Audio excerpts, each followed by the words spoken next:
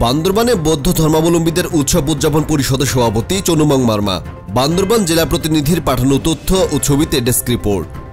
বান্দরবানে বৌদ্ধ ধর্মাবলম্বীদের নানা ধর্মীয় ও সামাজিক উৎসব উদযাপিত হয়ে আসছে।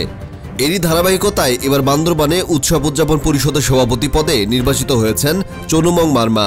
সোমবার সকালে মাস্টার গেস্ট হাউস সভাকক্ষে এক জরুরি সভায় এই দায়িত্ব দেওয়া হয়। এর আগে গত 22 ফেব্রুয়ারি শনিবার বিকেলে উজানিপাড়া উপজাতীয় নবোদয় সংঘ উন্স হলরুমে এক জরুরি সভায় উৎসব উদযাপন পরিষদের বর্তমান সভাপতি অংচমং মারমা স্বেচ্ছায় কমিটি থেকে অব্যাহতি নেন।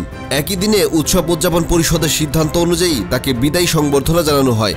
আগামী এপ্রিল মাসে বৌদ্ধ ধর্মাবলম্বীদের ধর্মীয় অনুষ্ঠান মহাসাংগ্রাইপোয়ে জলকেলি উৎসব উদযাপনকে ঘিরে উদযাপন পরিষদের সভাপতি পদটি শূন্যতা দেখা দেয়। পরে কমিটি সদস্যরা এক জরুরি বৈঠকের আলোচনা সভায় সহসভাপতি চনুমং মারমাকে কমিটি সদস্যের সিদ্ধান্ত অনুযায়ী উৎসব উদযাপন পরিষদের সভাপতি পদে নির্বাচিত করা হয় ও সেদিনে চনুমং মারমা নিজ দায়িত্ব গ্রহণ করেন তিনি।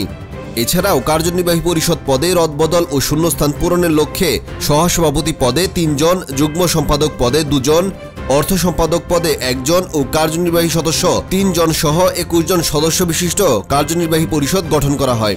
এ বিষয়ে উৎসব উদযাপন পরিষদের সভাপতি চনুমং মারমা বলেন, বৌদ্ধ ধর্মাবলম্বীদের মহাসাংগ্রাইপোয়ে উদযাপন উপলক্ষে বান্দরবানে উৎসব উদযাপন পরিষদ জনসাধারণের আলোচনার মাধ্যমে সকল কর্মসূচি গ্রহণ করা হবে, যাতে করে এই উৎসবটি সুষ্ঠুভাবে সমাপ্তি ঘটে।